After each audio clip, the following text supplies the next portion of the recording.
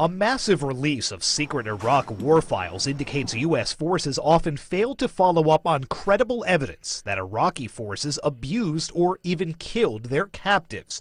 The documents are among nearly 400,000 classified American files posted by the WikiLeaks website in what is purportedly the biggest leak of secret information in U.S. history.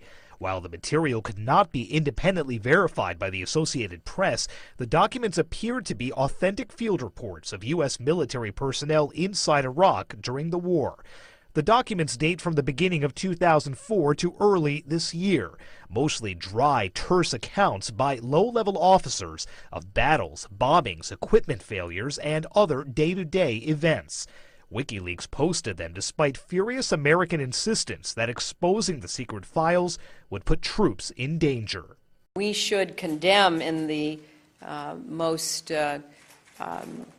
clear terms the disclosure of any classified information by individuals and organizations which puts the lives of United States and partner service members and civilians at risk. The documents include at least 300 reports with allegations of abuse. In many cases, U.S. forces did not appear to take action because there was no allegation coalition troops were to blame. Other documents describe American efforts to stop abuse by Iraqi officers and report incidents to their superiors and the Iraqi government. As a general policy, U.S. troops in Iraq were supposed to take reasonable action to stop or prevent abuse and report any incidents.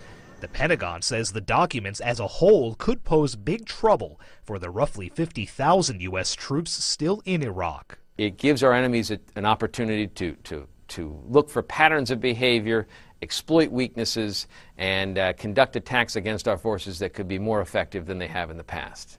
And it's not just Americans the Pentagon is worried about. There are thousands of Iraqi names in these documents, 300 plus of which we think are particularly vulnerable to reprisal attacks. And so we have passed that information along to U.S. Forces Iraq, and they are in the process of contacting these individuals and working with them to try to safeguard them in the event of their exposure. In some cases, names and other identifying information appear to have been left out of the released files, but it's unclear to what extent WikiLeaks did that in response to Pentagon concerns that people could become targets of retribution. Sagar Meghani, The Associated Press, The Pentagon.